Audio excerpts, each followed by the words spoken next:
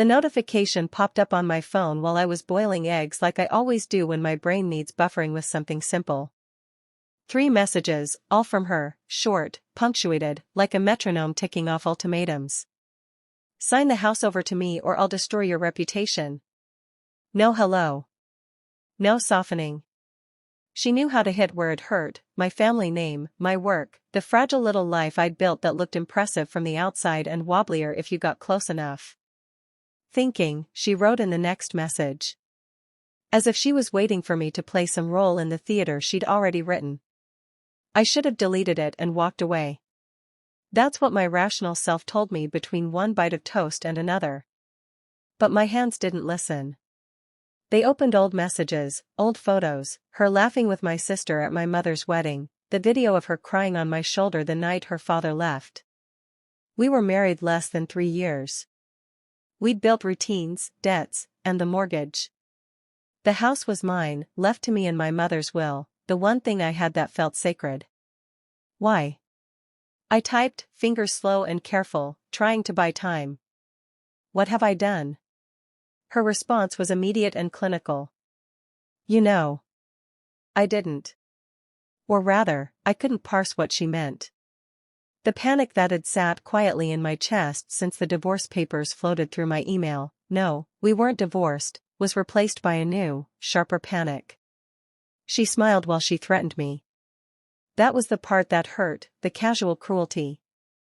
I called her, because the stupid, desperate part of me still hoped for reason. The call went straight to voicemail. Her recorded voice said, "Don't call me. You've had your chance." So I did what people do when they need to feel like they're doing something. I prepared. I copied every document related to the house to a flash drive, made screenshots of the mortgage, the will PDF with my mother's signature, and a folder of our financial records. I set up 2 backups, cloud and an offline hard drive whose label said nothing. My fingers trembled as if they had a life of their own. There were strands of the truth that kept tugging at me. Her sudden need for the house coincided with visits from a man she'd started calling my mentor. He showed up at dinner once, smiling too wide, asking questions about the neighborhood, the people who knew me. He'd been in and out of her life the past few months, always helpful, always with a business card folded into a wallet like a talisman. I'd chalked it up to new friends, to the rotating cast that comes with stubborn ambition. Now his timing seemed sinister. I made a plan that felt equal parts cowardly and cunning. If she wanted the house, I would give her a choice that exposed her. Not by violence, not by stooping to threats, that would play into her hands, but by pulling the curtain on whatever game she was playing. I would document. I would prepare a public reveal if necessary. She'd said reputation. Fine. I'd bring the truth into the light and watch how fragile reputations look when they're inspected. I called Elena, my sister, at 2 a.m. She agreed to keep an eye out and use her social accounts if things went sideways. I told my lawyer an abbreviated version of the story and asked for emergency advice. He recommended 2 things: don't sign anything, and gather evidence. He also warned me about countersuits. These things can get ugly fast, he said, in that way lawyers make disasters sound like checklists. The next morning, I followed her. I'm not proud of it. The rationalization came easy: if she was going to blackmail me, I had the right to know with whom she was conspiring. She left at 9 on a weekday, her round bag, sunglasses, and a phone on vibrate. I sat 2 houses down, engine off, pretending to read while watching her walk into a cafe I'd never seen her visit before. She met the mentor. He was cleaner in daylight, tailored shirt, an easy laugh that didn't reach his eyes. They hugged like old friends. Then they settled into a booth like co-conspirators. From where I sat the table was shadowed, still, I could see the gestures, the leaning in, the palm over a napkin, the exchange of a small envelope. She smiled, and he smiled back, and the world traded my sense of control for the dull, cold weight of possibility. I took pictures. I recorded the meeting. Maybe it was petty. Maybe it was necessary. I sent the files to my lawyer, and then I did something I'd rehearsed in my head and never in my life. I made a private livestream and texted the link to 3 people, my sister, my best friend Con, and the lawyer. Small trial balloons. The plan was fragile, it fit together with 1,000 little lies that had to hold. That afternoon, my phone buzzed. "He's asking for proof of ownership," she wrote. "If you can't provide it in 48 hours, I'll go public." 48 hours. A deadline like a guillotine. Panic would have been expected, but anger came instead. Not loud, not cinematic, it was a low, steady hum that made my jaw ache. She had chosen drama over conversations. She had chosen to weaponize shame. I leaned into a move that felt desperate, social preemptive strike. I posted a short thread on a private community board where colleagues followed me, one that didn't shout but whispered, "If anyone sees weird posts, ask for proof before believing." I didn't name her. I didn't need to. The first rule of viral things is to control the narrative, set the frame before someone else frames you. That night she sent a voice note. I hit play because the day had hardened me into someone who needed answers more than sleep. "You always think you're so moral," she said, breathless, fragile. "You think you're the only victim. But you left me with nothing. I sacrificed everything for you. For your career, for your mother's funeral. You think I don't remember the nights I slept on the couch because you had to prepare for a presentation?" There was a truth in that. I remembered nights, and silence, and the way she'd supported me while I tried to keep up appearances. But sympathy was not a credit note she could cash whenever she wanted the house. "You won't win," she whispered. "You don't have what I have." "Then what is it?" I asked, typing because I could not bear the sound of her words. "Proof," she replied. "I have proof. Or I have people who will talk." The phrase ricocheted through my chest. Proof of what? My failures? My private grief? My mistakes? Was she talking about affairs, misdeeds, or something else darker? That night I lay awake imagining headlines, my face next to phrases like scandal, embezzlement, shocking secret. The house suddenly felt like a chess piece rather than a home, and she was playing to win. I promised myself one thing as the sky lightened: I would not let her shape the story without telling mine. I would gather evidence, find allies, and if the narrative turned into a public spectacle, I would take the stage. Viral doesn't always mean destroyed, sometimes it means vindication. But there was another thought, quieter and more dangerous: what if she really could destroy me? The uncertainty was a razor. It sharpened me into action. I set the camera in the living room where she had once cried on my shoulder. It recorded everything: the slamming doors, the quiet conversations, the dinners we'd mocked ourselves for overcooking. I wanted to preserve the ordinary because ordinary is what you attack when you want to erase someone's solidity. Then, in the middle of my preparations, my sister texted the link to a news article.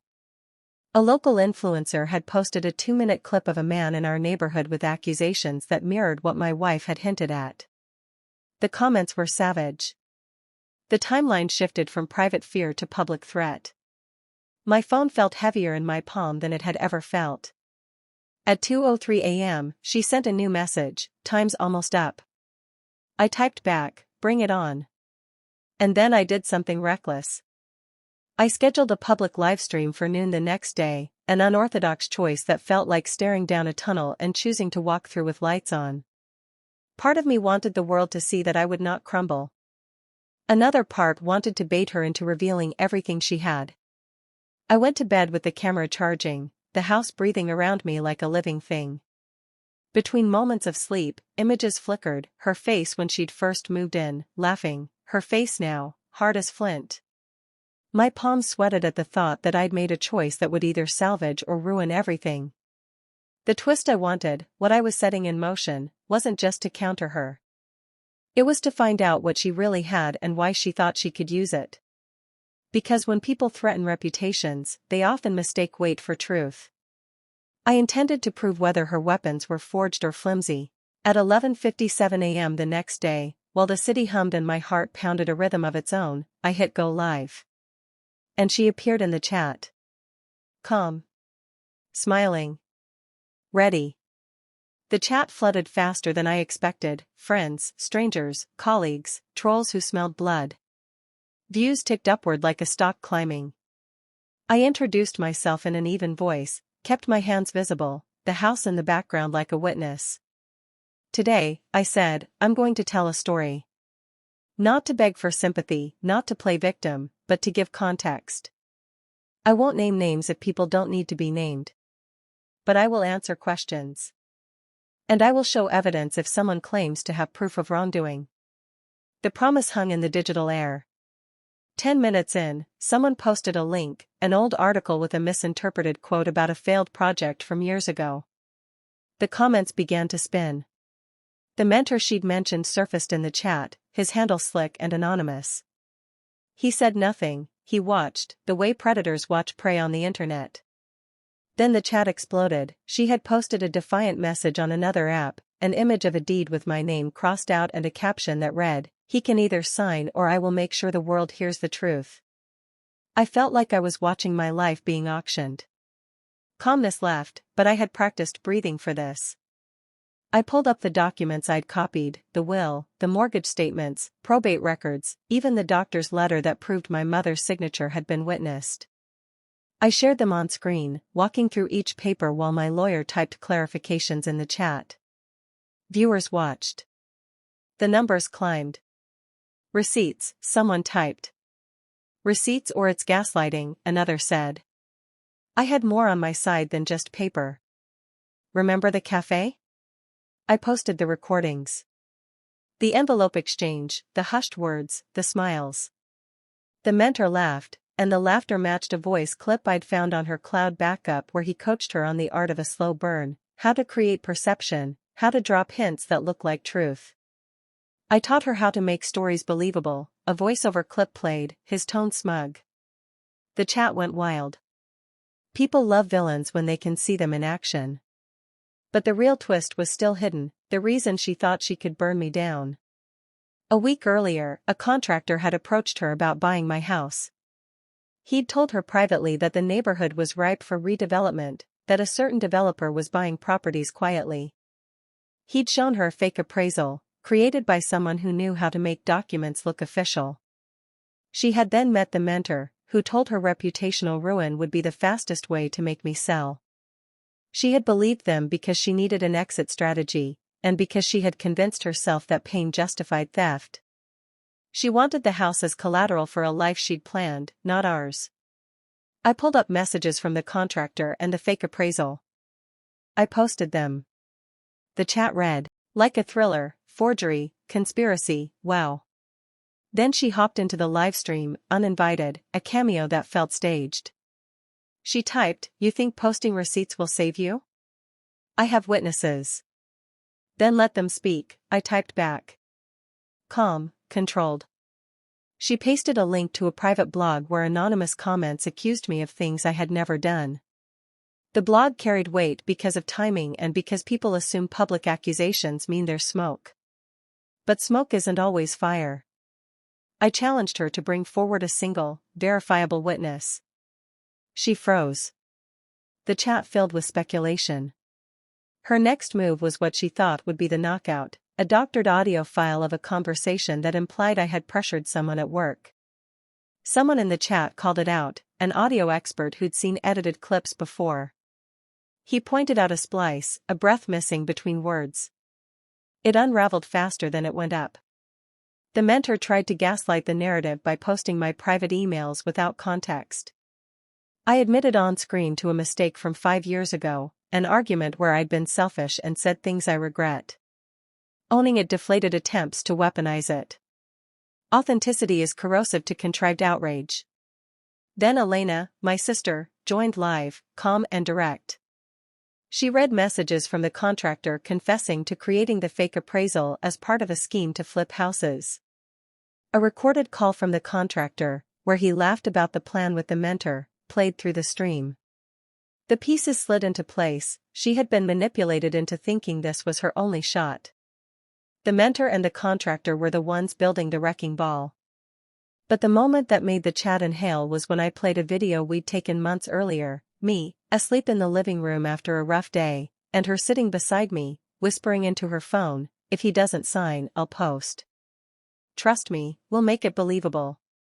Her voice was soft, complicit, but undeniably the confession I needed. That was the pivot. The viewers turned from curiosity to judgment. The man who'd coached her went silent. She typed, "You took that out of context." "No," I replied. "You recorded it yourself."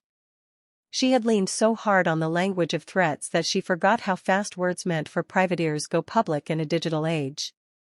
The chat split, some said I'd ambushed her. Others saw the pattern, a slow manufacture of a scandal by people who profit when reputations fall.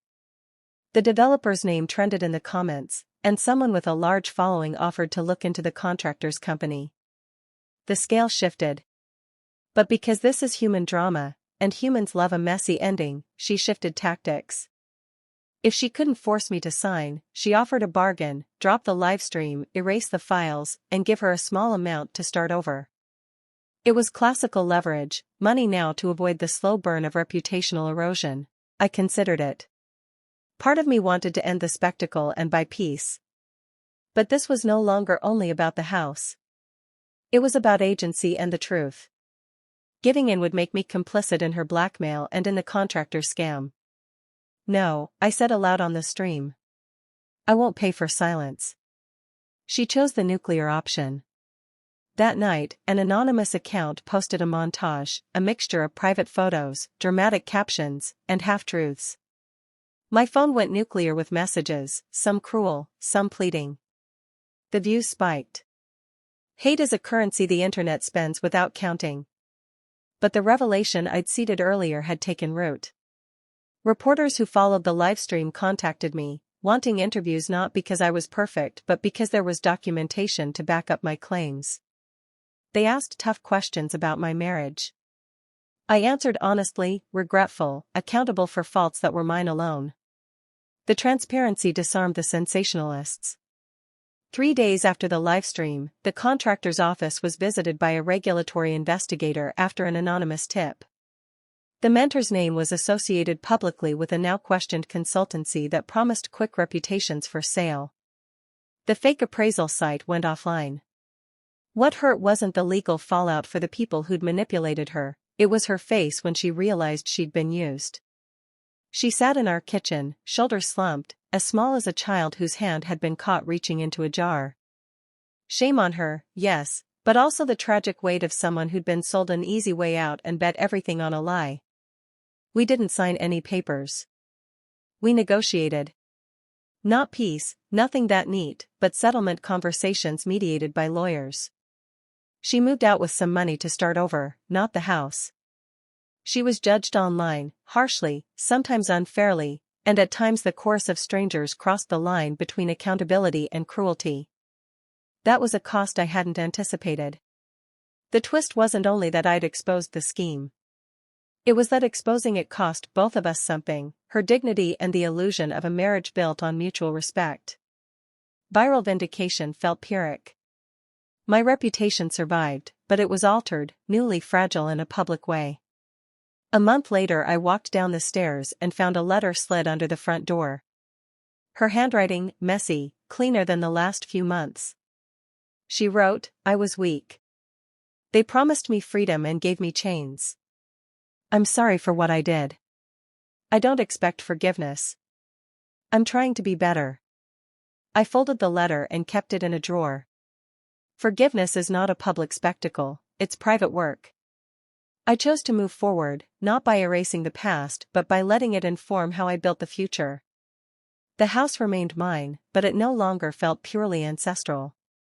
It had been tested in the worst way, turned into headline bait, dissected in comments, and probed by strangers.